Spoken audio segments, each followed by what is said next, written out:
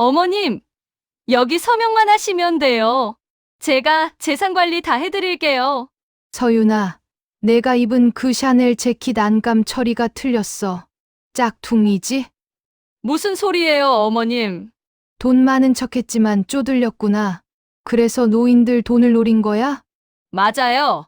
어머님이 6번째 표적이에요. 판사도, 의사도 다 우리 사람들이라고요. 입 닥쳐! 이 멍청한 년이! 당신이 15년간 6명을 죽인 진짜 범인이군요.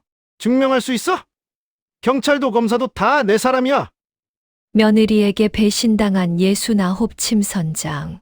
그녀의 마지막 승부가 시작된다. 새벽 5시, 부산 남포동 한복 거리는 아직 인적이 드물었다. 가로등 불빛이 젖은 보도블록 위로 길게 늘어지고 골목 어딘가에서 들려오는 고양이 울음소리만이 정적을 깨뜨렸다.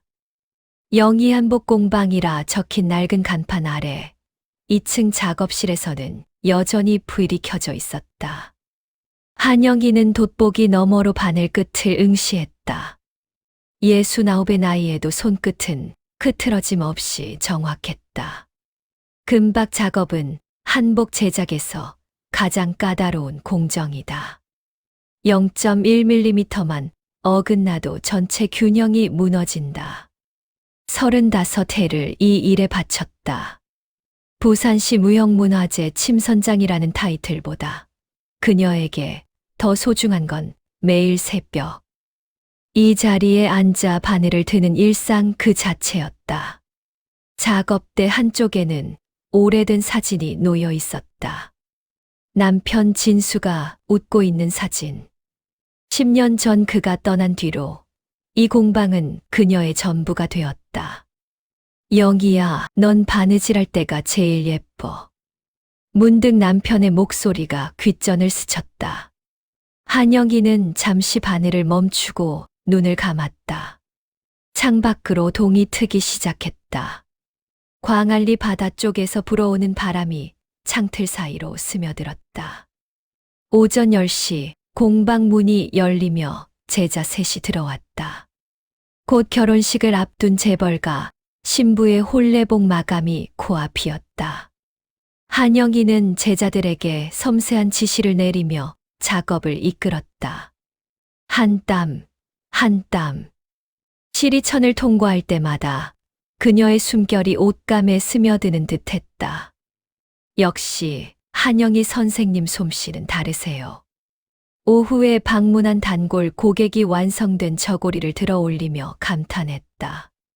한영희는 담담하게 고개를 끄덕였다. 칭찬에 익숙해진 지 오래였지만 마음 한구석은 여전히 뿌듯했다. 저녁 무렵 예고 없이 아들 수민이 찾아왔다. 며느리 서윤과 함께였다. 엄마, 오늘 저녁 같이 드실래요?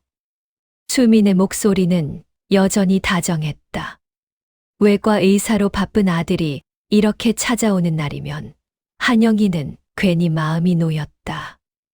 5년 전 첫째 며느리를 암으로 잃고 홀로 지내던 아들이 작년에 재혼했을 때 그녀는 진심으로 안도했었다. 어머님, 제가 요즘 좋다는 홍삼에 가져왔어요. 꼭 챙겨 드세요. 며느리 서윤이 공손하게 봉투를 건넸다. 미소가 완벽했다. 너무 완벽해서 오히려 어딘가 낯설었다. 한영희는 무심코 며느리의 재킷을 훑어보았다. 습관이었다. 35년간 천을 만져온 손은 거짓을 쉽게 감지했다. 단추 부분의 실밥이 눈에 들어왔다. 원래 바느질과 다른 실. 굵기가 0.2mm쯤 달랐다. 최근에 다시 꿰맨 흔적이었다. 이상하다. 한영희는 그 생각을 애써 지웠다. 며느리가 단추를 고쳐 달 수도 있는 일 아닌가. 밤늦게 서윤이 건넨 홍삼액을 한 포 마셨다. 쓴맛이 목을 타고 내려갔다. 얼마 지나지 않아 머리가 어지러질해졌다. 평소와 다른 느낌이었다. 기억이 흐릿해지는 듯한 감각. 나이 탓이겠지. 다음 날, 오랜 동료 나혜진이 공방을 찾아왔다. 비슷한 또래의 한복 장인으로 30년치 기벗이었다. 나혜진은 차를 마시다 말고 조심스럽게 입을 열었다. 영희야, 내 며느리. 눈빛이 좀 이상하더라. 뭔가 계산하는 것 같았어. 한영희는 찻잔을 내려놓았다. 가슴이 철렁했다. 자신만 느낀 게 아니었구나. 설마. 조심해. 요즘 세상 무서워. 나혜진이 돌아간 뒤 한영희는 한동안 창밖을 바라보았다. 남포동 거리에 저녁 불빛이 하나둘 켜지고 있었다. 평온하던 일상에 균열이 생기기 시작한 것을 그녀는 아직 온전히 깨닫지 못했다. 그날 밤 며느리에게서 문자가 왔다. 어머님, 법무법인 한번 같이 가요. 재산 관리 도와드릴게요. 한영희의 손끝이 미세하게 떨렸다. 35년간 흔들림 없이 바늘을 잡아온 손이었다. 며느리의 문자 이후 일주일이 지났다. 그 사이 서유는 거의 매일 공방을 찾아왔다. 도시락을 싸오고 청소를 돕고 건강식품을 챙겼다. 완벽한 며느리였다. 너무 완벽해서 오히려 숨이 막혔다. 어머님, 요즘 보이스피싱도 많고 혼자 재산 관리하시기 힘드시잖아요. 서윤의 목소리는 늘 부드러웠다. 하지만 그 부드러움 속에 묘한 집요함이 묻어 있었다. 한영희는 대답을 피했다. 공방일이 바쁘다는 핑계를 댔다. 그러나 서윤은 물러서지 않았다. 결국 아들이 나섰다. 엄마, 서윤이가 도와주겠다는데 왜 그래요? 엄마도 이제 나이가. 수민의 말끝이 흐려졌다. 차마 많으시니까 라는 말을 삼킨 것이다. 한영희는 아들의 눈을 바라보았다. 외과 의사로 수십 년을 살아온 아들. 냉철하고 논리적인 아이였다. 그런 아들이 지금 새 아내의 편에 서 있었다. 내가 예민한 걸까? 한영희는 스스로를 의심했다. 나혜진의 경고가 떠올랐지만 혹시 자신이 며느리를 너무 경계하는 건 아닐까 싶었다. 첫째 며느리를 잃은 상처가 아직 남아서 새 며느리를 받아들이지 못하는 건 아닐까. 결국 법무법인 방문을 승낙했다. 출발 전날 밤 나혜진에게서 전화가 왔다. 영희야, 절대 도장 같은 거 함부로 찍지 마. 요즘 세상 무서워. 알았어. 걱정 마. 대답은 그렇게 했지만 잠이 오지 않았다. 창밖으로 광안대교의 불빛이 흔들리고 있었다. 바다 위로 안개가 내려앉아 다리의 윤곽이 흐릿하게 번졌다. 마치 앞으로 벌어질 일을 예고하듯. 다음 날 오후 서면에 위치한 법무법인 건물 앞에 도착했다. 28층짜리 유리 건물이 하늘을 찔렀다. 한영희는 고개를 들어 꼭대기를 올려다보았다. 현기증이 났다. 홍삼액을 마신 뒤로 종종 이런 증상이 있었다. 로비는 대리석으로 마감되어 있었고 정장 차림의 사람들이 분주하게 오갔다. 한영희는 어깨를 움츠었다. 35년간 한복 거리에서 살아온 그녀에게 이 공간은 낯설고 차가웠다. 어머님, 이쪽이에요. 서윤이 앞장섰다. 엘리베이터가 열리고 23층 버튼을 눌렸다. 밀폐된 공간에서 서윤의 향수 냄새가 짙게 퍼졌다. 달콤하면서도 어딘가 인공적인 향. 대기실에 앉았을 때 한영희는 이상한 기운을 감지했다. 맞은편 소파에 검은 양복을 입은 남자 2명이 앉아 있었다. 그들은 서류를 보는 척했지만 시선은 계속 한영희 쪽을 향했다. 왜 나를 쳐다보는 거지? 그때 서윤이 자리에서 일어나 복도 쪽으로 걸어갔다. 자연스러운 동작이었다. 하지만 한영희는 놓치지 않았다. 서윤과 검은 양복 남자들 사이에서 오간 눈빛. 찰나였지만 분명했다. 신호였다. 심장이 빠르게 뛰기 시작했다. 한영희 고객님, 들어오세요. 상담실 문이 열렸다. 한영희는 떨리는 다리를 이끌고 안으로 들어갔다. 넓은 테이블 위에 서류 뭉치가 놓여 있었다. 변호사라는 남자가 능숙하게 서류를 펼쳤다. 간단한 재산관리 위임장입니다. 여기 서명만 하시면 돼요. 서윤이 옆에서 미소 지었다. 완벽한 미소. 한영희는 서류를 집어들었다. 습관적으로 종이를 만졌다.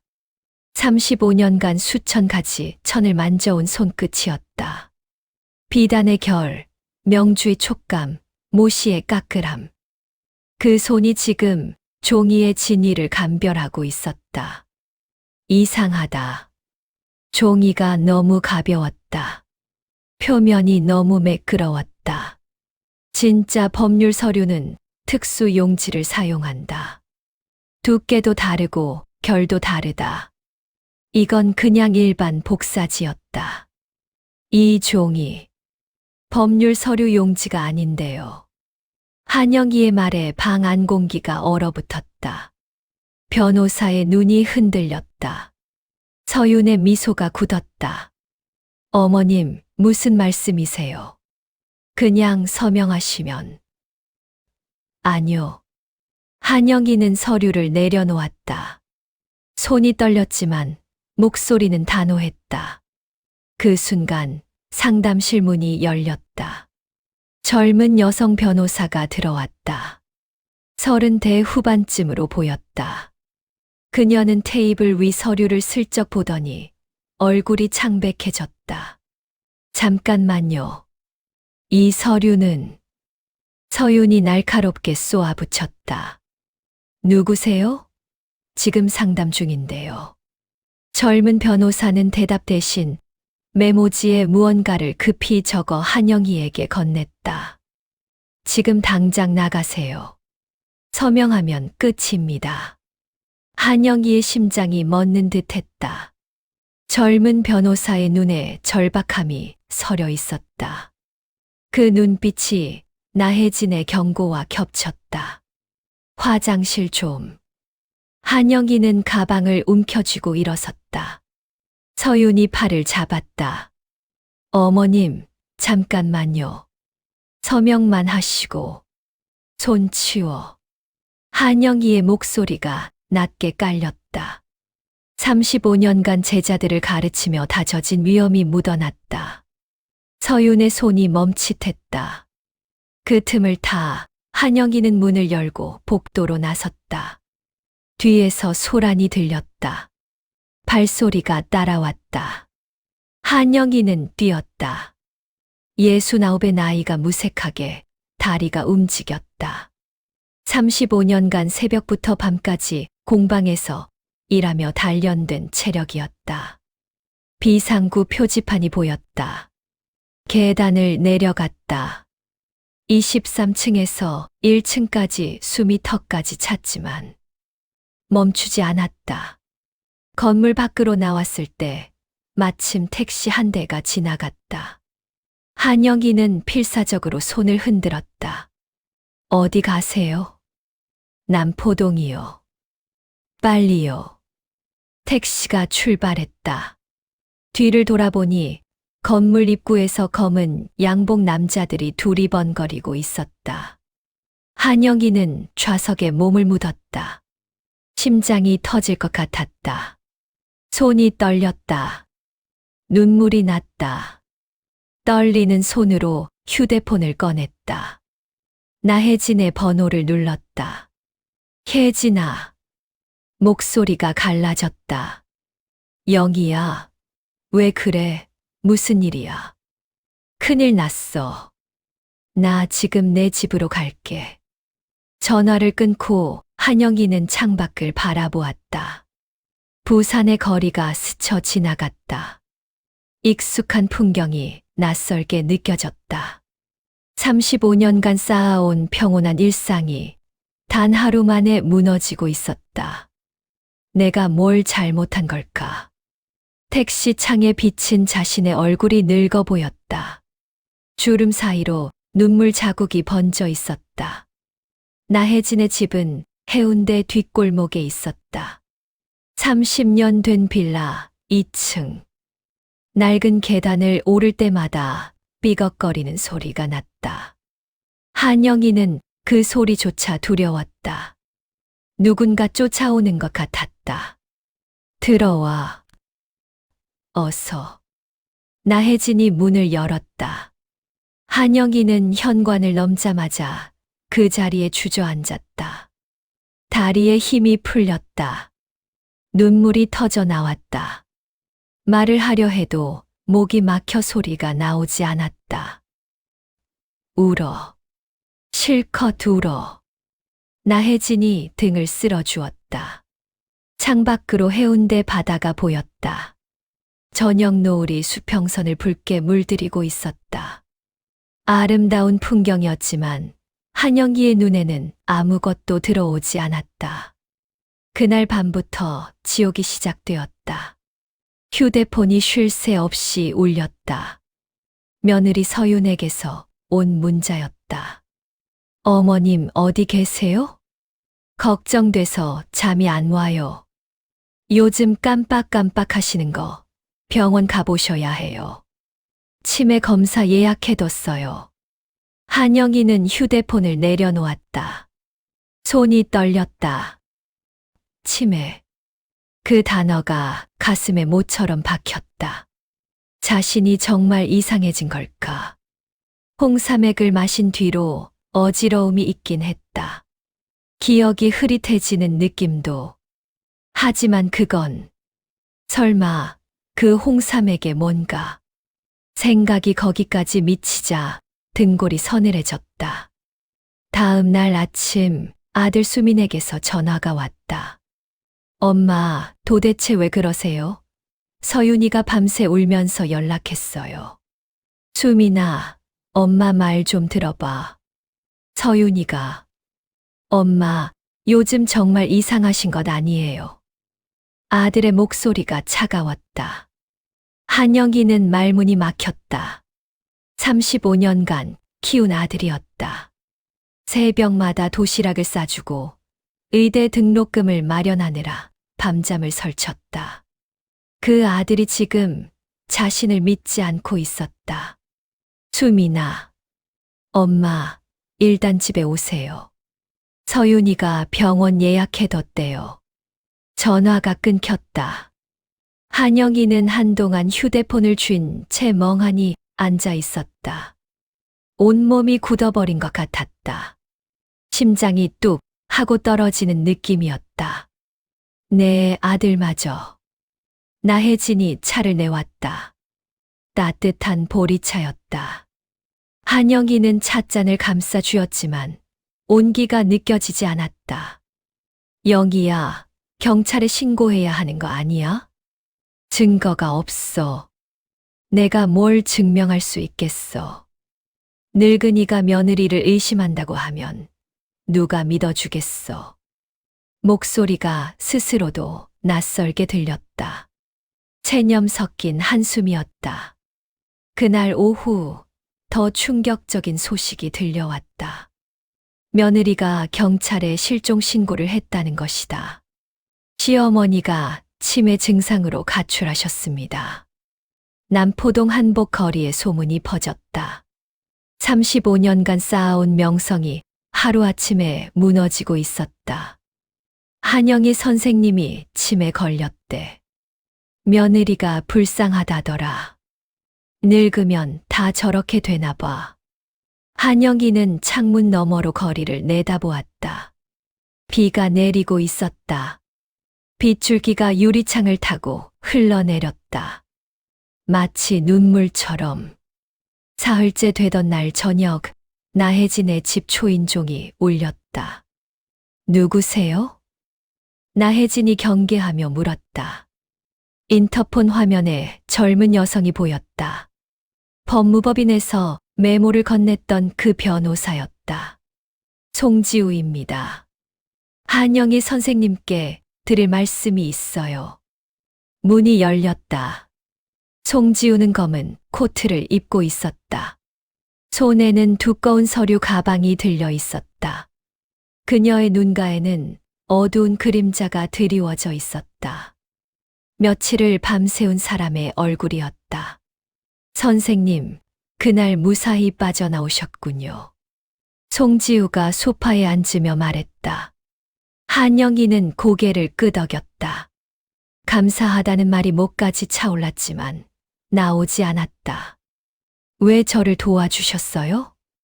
제 할머니 때문이에요. 송지우의 목소리가 떨렸다. 그녀는 서류 가방에서 파일 뭉치를 꺼냈다. 사진들이 쏟아졌다. 노인들의 얼굴, 서류들, 사망 기록들. 10년 전 제 할머니가 돌아가셨어요. 똑같은 수법이었죠. 한영희는 사진들을 내려다보았다. 낯선 얼굴들이었지만 그 눈빛은 알 것 같았다. 두려움, 배신감, 절망, 최서윤. 그 여자의 진짜 이름은 박소영이에요. 15년간 6명의 노인을 같은 방식으로 죽였어요. 한영희의 손에서 사진이 미끄러졌다. 바닥에 흩어진 사진들 위로 시선이 흐릿해졌다. 6명. 송지우가 차분하게 그러나 분노를 억누른 목소리로 설명했다. 범행 수법은 체계적이었다. 먼저 홀압이나 이혼한 남성에게 접근해 재혼한다. 그 다음 시어머니에게 접근해 신뢰를 쌓는다. 건강식품에 정신착란제를 섞어 복용하게 한다. 증상이 나타나면 치매 진단서를 위조한다. 성년후견인 제도를 악용해 재산을 탈취한다. 그리고 마지막으로 약물 과다 투여로 살해한다. 제 할머니가 두 번째 피해자였어요. 당시 저는 대학생이었고 법률 지식이 없어서 막지 못했죠. 송지우의 눈에 눈물이 고였다. 하지만 흘러내리지는 않았다. 10년간 삼킨 눈물이었다. 그 뒤로 변호사가 됐어요. 이 조직을 추적하기 위해서요. 한영희는 천천히 물었다. 조직이라고요? 송지우가 또 다른 파일을 꺼냈다. 조직도가 그려져 있었다. 맨 위에 장민석이라는 이름이 적혀 있었다. 배후에 투자자문회사 대표가 있어요. 장민석, 55살. 과거 대형 증권사 펀드 매니저였다가 횡령으로 3년 복역했죠. 출소 후 법의 허점을 이용하는 것이 진정한 능력이라며 조직을 만들었어요. 조직 구성원 목록이 이어졌다. 판사 2명, 변호사 5명, 정신과 의사 3명, 공무원 4명, 실행범 6명, 15년간 합법의 탈을 쓴 범죄로 최소 30억 이상을 탈취한 것으로 추정되었다. 한영희는 조직도를 내려다보았다. 손이 떨렸다. 분노 때문인지 두려움 때문인지 알 수 없었다.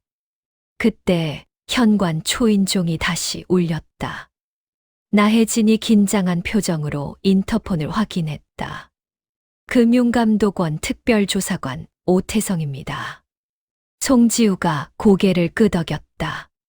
제가 연락한 사람이에요. 문이 열리고 40 중반의 남자가 들어왔다. 날카로운 눈매에 피로가 서려 있었다. 그 역시 며칠을 밤새운 얼굴이었다. 2년 전부터 이 조직을 추적했습니다. 하지만 번번이 증거가 인멸당했어요. 내부에 스파이가 있습니다. 오태성이 무거운 목소리로 말했다. 그의 눈에도 분노가 서려 있었다. 세 사람의 시선이 한영희에게 모였다. 나혜진의 작은 거실이 갑자기 좁게 느껴졌다. 창밖에서는 여전히 비가 내리고 있었다. 세상은 점점 어두워지고 있었다. 이번엔 현장에서 범행을 잡아야 합니다. 오태성이 말했다. 할머니께서 미끼가 되어주셔야 해요. 한영희는 고개를 들었다. 거울에 비친 자신의 얼굴이 보였다. 늙고 지치고 두려운 얼굴. 하지만 그 눈빛만은 아직 살아 있었다. 35년간 바늘을 잡아온 장인의 눈빛이었다. 제가 하겠습니다. 목소리가 떨렸다. 하지만 물러서지 않았다. 더 이상 피해자가 나와서는 안 되니까요. 창밖에 비가 조금씩 그치고 있었다. 구름 사이로 달빛이 새어 나왔다. 아직 밤은 깊었지만 어둠 속에서도 빛은 존재했다. 작전 회의가 시작된 건 그날 밤 11시였다. 나혜진의 좁은 거실에 네 사람이 둘러앉았다. 테이블 위에는 오태성이 가져온 장비들이 펼쳐져 있었다. 초소형 카메라, 녹음기, GPS 발신기. 정부 특수 장비라고 했다. 안경형, 브로치형, 시계형. 세 종류입니다. 오태성이 장비를 하나씩 설명했다. 한영희는 그것들을 내려다보았다. 작고 정교했지만 어딘가 어색했다. 숨기기 쉽지 않아 보였다. 제가 직접 만들겠습니다. 한영희의 입에서 말이 튀어나왔다. 세 사람의 시선이 그녀에게 쏠렸다. 한복 의료. 카메라를 숨길 수 있는 한복 의료. 침묵이 흘렀다. 송지우가 먼저 입을 열었다. 가능하세요? 35년간 바느질만 했어요. 실한 올 숨기는 건 제 전문이에요. 한영희의 목소리에 힘이 실렸다. 처음으로 두려움이 아닌 다른 감정이 솟아올랐다. 분노였다. 자신을 속인 며느리에 대한 분노. 아들마저 빼앗긴 것에 대한 분노. 그리고 6명의 희생자들에 대한 분노. 그날 밤부터 한영희는 바느질을 시작했다. 나혜진의 집 작은 방이 임시 작업실이 되었다. 한영희는 광안리 집에서 몰래 가져온 천과 도구들을 펼쳤다. 손에 익은 것들이었다. 바늘, 실, 골무, 가위. 35년간 함께한 도구들. 남편이 살아있을 때 선물해준 황동골무가 손가락에 꼭 맞았다. 여보, 나 좀 도와줘. 한영희는 속으로 남편을 불렀다. 대답은 없었지만 손끝에 힘이 들어갔다. 저고리 매듭 장식 안에 초소형 카메라를 숨겼다. 전통 매듭의 복잡한 구조가 카메라를 완벽하게 감췄다. 치마 허리춤에는 녹음기를 넣었다. 겹겹이 쌓인 천 사이에 숨기니 손으로 만져도 알 수 없었다. 놀이개에는 GPS 발신기를 달았다. 옥 장식 안을 파내고 발신기를 넣은 뒤 다시 봉했다. 사흘 밤낮을 꼬박 세웠다. 눈이 침침했다. 손가락 끝이 바늘에 찔려 피가 맺혔다. 하지만 멈추지 않았다. 한 땀, 한 땀. 시리천을 통과할 때마다 분노가 결의로 바뀌어 갔다. 영희야, 좀 쉬어. 이러다 쓰러져. 나혜진이 죽을 가져왔다. 한영희는 고개를 저었다. 못 쉬어. 이건 내 싸움이야. 나흘째 되는 새벽, 한복이 완성되었다. 한영희는 완성된 한복을 들어 올렸다. 연보라색 저고리에 남색 치마. 단아하고 고풍스러운 모습이었다. 하지만 그 안에는 최첨단 장비가 숨어 있었다. 오태성이 감탄했다. 이 한복, 정부 특수 장비보다 낫네요. 한영이는 대답 대신 한복을 가슴에 안았다. 이것이 자신의 갑옷이 될 것이다. 그때 현관문을 두드리는 소리가 들렸다. 급하고 거친 노크였다. 엄마, 거기 계시죠? 아들 수민의 목소리였다. 한영이의 심장이 멎는 듯 했다. 나혜진이 문을 열자 수민이 거칠게 들어왔다. 얼굴이 붉게 달아올라 있었다. 엄마, 도대체 여기서 뭐 하시는 거예요? 수민아, 서윤이가 며칠째 밥도 못 먹고 울고 있어요. 엄마가 왜 이러시는 거예요? 한영이는 아들을 바라보았다. 45세 아들. 어릴 때는 그렇게 작았는데 어느새 자신보다 머리 하나가 더 컸다. 그 아들이 지금 분노에 찬 눈으로 자신을 노려보고 있었다. 수민아, 엄마 말 좀 들어봐. 서윤이가 뭐요? 설마 아직도 서윤이를 의심하세요? 송지우가 나섰다. 서류 파일을 수민 앞에 펼쳤다. 한수민 씨, 이 자료를 보세요. 최서윤 씨의 진짜 신원과 과거 범행 기록입니다. 수민은 서류를 힐끗 보더니 거칠게 밀어냈다. 조작이겠죠. 누가 이런 걸 믿어요? 조작이 아닙니다. 저는 10년간 이 사건을 추적한 변호사예요. 알겠어요. 엄마가 이상한 사람들한테 속고 계신 거네. 수민의 목소리가 차가웠다. 한영이는 그 차가움에 가슴이 찢어지는 것 같았다. 35년간 키운 아들이었다. 밤새 앓을 때 등을 쓸어주던 아들. 의대 합격 소식에 함께 울던 아들. 그 아들이 지금 낯선 사람처럼 느껴졌다. 수민아.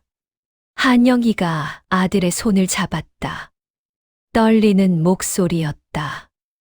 엄마가 35년간 한복 만들면서 수천 명을 봤어. 천을 만지면 진짜인지 가짜인지 알 수 있듯이 사람도 알 수 있어. 눈물이 흘러내렸다. 멈출 수 없었다. 내 아내는 거짓말쟁이야. 엄마를 믿어줘. 수민의 눈이 흔들렸다. 잠깐이었다. 하지만 그는 곧 손을 빼며 뒤로 물러섰다. 엄마, 정말 실망이에요. 서윤이한테 사과하세요. 현관문이 닫혔다.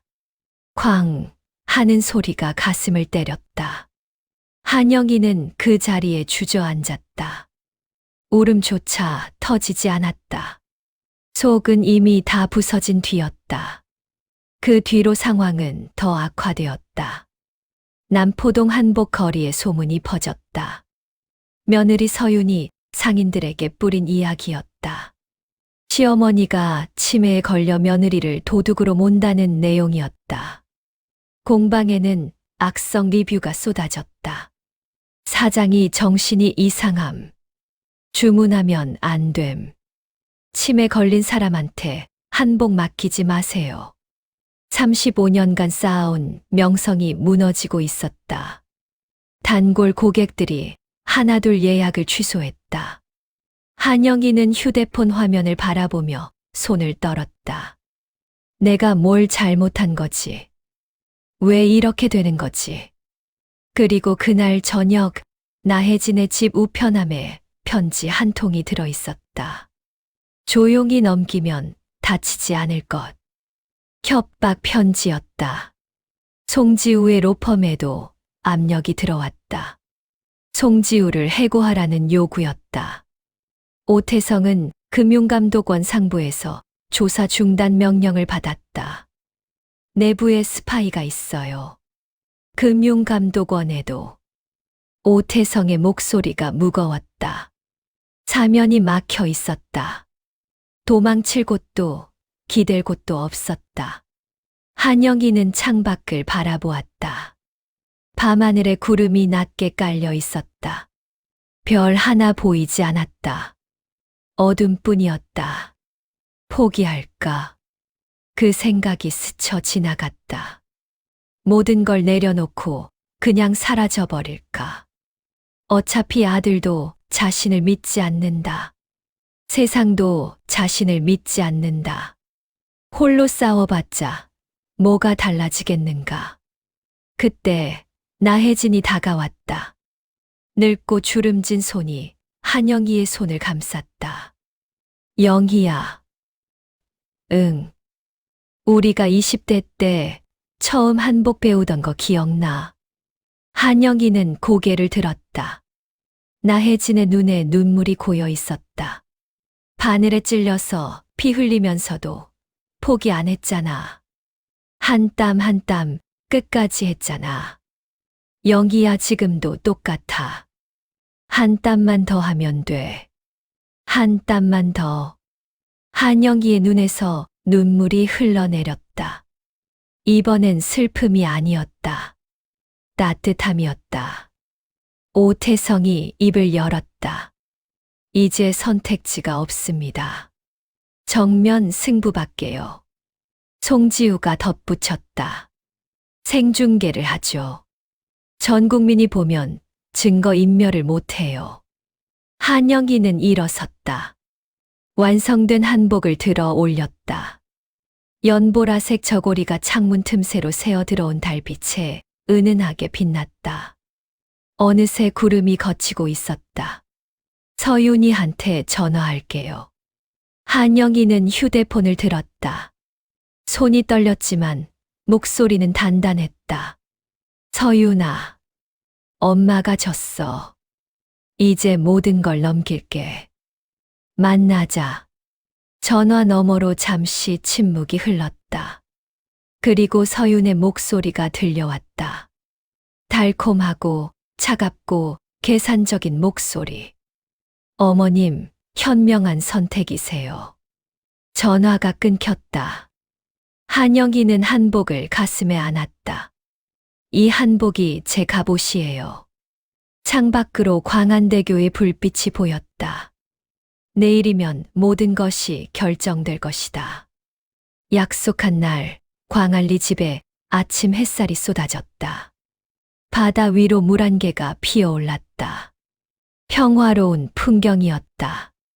하지만 그 평화 아래 폭풍이 준비되고 있었다. 한영희는 거울 앞에 섰다. 연보라색 저고리, 남색 치마. 35년 장인의 손끝으로 완성한 한복이었다. 저고리 매듭 안에는 카메라가, 치마 허리춤에는 녹음기가, 놀이개 안에는 GPS가 숨어 있었다. 겉으로는 단아한 전통 한복. 안으로는 진실을 담을 그릇. 여보, 지켜봐줘. 한영희는 남편 사진을 한번 바라보고 고개를 돌렸다. 오전 10시 생중계가 시작되었다. 처음 시청자는 300명 남짓이었다. 송지우가 유튜브와 네이버에 동시 송출했다. 오태성은 집 곳곳에 추가 카메라를 설치해 두었다. 11시 현관 초인종이 울렸다. 서윤이 들어왔다. 검은 양복 남자 한 명이 뒤따랐다. 서윤의 얼굴에는 승리자의 미소가 떠올라 있었다. 모든 것이 자기 뜻대로 되었다고 믿는 표정이었다. 어머님, 현명한 결정하셨어요. 서윤이 서류 뭉치를 테이블 위에 펼쳤다. 한영희는 천천히 앉았다. 심장이 빠르게 뛰었지만 표정은 평온하게 유지했다. 서명하기 전에 궁금한 게 있어. 한영희가 입을 열었다. 시간을 끌어야 했다. 왜 하필 우리 집이었어? 서윤이 피식 웃었다. 어머님 재산이 많잖아요. 38억이면 큰 돈이죠. 그럼 다른 할머니들도? 서윤의 눈빛이 변했다. 경계에서 오만으로. 이미 이겼다고 생각하는 자의 방심이었다. 어머님이 6번째예요. 다들 어머님처럼 순진하셨죠. 생중계 시청자가 급증했다. 1만 명을 돌파했다. 댓글이 폭주했다. 한영이는 그것을 볼 수 없었지만 느낄 수 있었다. 세상이 지켜보고 있다는 것을. 한영이는 자리에서 일어났다. 천천히 서윤에게 다가갔다. 35년간 천을 만져온 눈이 서윤의 옷차림을 훑었다. 서윤아, 내가 입은 그 샤넬 재킷. 짝퉁이지. 서윤의 얼굴이 굳었다. 무슨 소리예요? 35년간 천을 만지며 살았어. 진품 샤넬은 안감 처리가 달라. 내 건 복제품이야. 한영이의 목소리는 차분했다. 하지만 그 안에 날이 서 있었다. 돈 많은 척했지만 실제로는 쪼들렸구나. 그래서 노인들 돈을 노린 거지. 서윤의 얼굴이 일그러졌다. 가면이 벗겨지고 있었다. 그래서요? 어차피 어머님 돈이 곧 제 돈이 될 텐데. 그리고 내가 지난번 가져온 서류, 종이 재질이 일반 복사지더라. 법률 서류 용지가 아니었어. 위조한 거지. 서윤이 이성을 잃었다. 목소리가 날카로워졌다. 맞아요. 제가 다 만들었어요. 판사도 의사도 다 우리 사람들이에요. 생중계 시청자가 50만 명을 돌파했다. 전국에서 실시간 신고가 쇄도했다. 그때 현관문이 벌컥 열렸다. 장민석이 들어왔다. 55의 남자. 조직의 보스. 그의 얼굴에는 분노가 가득했다. 이 멍청한 년이 왜 떠들어? 장민석이 서윤을 향해 소리쳤다. 한영이는 그를 똑바로 바라보았다. 당신이 15년간 6명을 죽인 진짜 범인이군요. 장민석이 비웃었다. 증명할 수 있어요, 할멈. 경찰도 검사도 다 내 사람인데. 한영이는 그의 양복을 훑어보았다. 장인의 눈이었다. 당신 그 양복, 안감 박음질이 기계 처리네요. 진짜 명품 맞춤은 손바느질로 해요. 당신도 가난뱅이가 부자 흉내 내는 거였군요. 장민석의 자존심이 폭발했다. 닥쳐. 내가 15년간 벌어들인 돈이 80억이야. 법을 우롱하는 게 진짜 능력이라고. 그럼 6명 모두 당신이 직접 죽인 거예요? 당연하지. 늙은이들은 쓸모없어. 돈만 빼앗았으면 돼. 생중계 시청자가 300만 명을 돌파했다. 장민석은 그것을 몰랐다. 자신의 모든 말이 전국에 생중계되고 있다는 것을. 그 순간 집 밖에서 사이렌 소리가 울렸다. 특공대가 돌입했다. 경찰이다. 꼼짝 마. 장민석과 서윤, 검은 양복 남자가 현장에서 체포되었다. 오태성이 들어오며 외쳤다. 장민석 살인교사, 사기, 공무원 매수, 증거인멸 등 23개 혐의로 긴급 체포한다. 송지우가 한영기를 부축했다. 할머니, 해내셨어요. 한영기의 다리에서 힘이 빠졌다. 눈물이 흘러내렸다. 하지만 이번엔 슬픔이 아니었다. 석 달 후, 법정. 장민석은 무기징역을 선고받았다. 서윤도 무기징역. 조직원 전원이 10년에서 30년형을 받았다. 한영이는 법정에서 마지막 진술을 했다. 나이가 많다고, 약하다고 포기하지 마세요. 한 땀 한 땀 정직하게 살면 진실은 반드시 드러납니다. 방청석에서 아들 수민이 고개를 숙이고 있었다. 눈물이 뺨을 타고 흘러내렸다. 재판이 끝난 후 수민이 다가왔다. 엄마, 정말 죄송해요. 제가 엄마를 못 믿었어요. 한영이는 아들의 손을 잡았다. 따뜻했다. 오랜만에 느끼는 온기였다. 괜찮아, 아들아. 내가 다시 바른 길 찾았으니 그걸로 됐어. 누군가를 용서한다는 건 결국 나를 자유롭게 하는 일이었다. 한영이는 그제야 마음이 놓였다. 35년간 쌓아온 것들이 무너지는 줄 알았는데 오히려 더 단단해져 있었다. 1년 후 남포동 한복 거리에 봄바람이 불었다. 영희 한복 공방의 문이 열려 있었다. 햇살이 작업대 위로 쏟아졌다. 따뜻한 보리차 향이 은은하게 퍼졌다. 한영이는 제자들에게 바느질을 가르치고 있었다. 예전보다 제자가 늘었다. 사건 이후 그녀의 이야기가 전국에 알려졌다. 심 선장의 눈과 손이 거대한 범죄 조직을 무너뜨렸다는 이야기. 송지우는 노인 범죄 피해자 무료 법률 지원 센터를 열었다.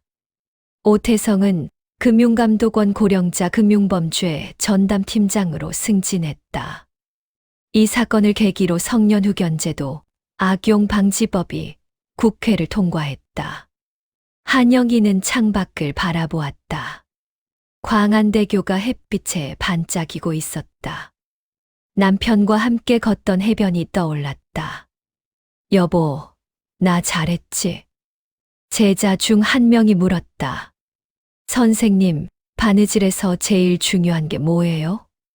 한영이는 미소 지었다. 주름진 얼굴에 온기가 번졌다. 바느질은 한 땀 한 땀이 정직해야 해요. 한 오레실이라도 거짓이 섞이면 결국 다 풀립니다. 인생도 마찬가지죠. 창밖으로 갈매기 한 마리가 날아갔다. 바다 위로 봄 햇살이 부서졌다. 한영이는 다시 바늘을 들었다. 한 땀, 한 땀. 정직하게. 그것이 35년간 그녀가 지켜온 것이었고, 앞으로도 지켜갈 것이었다.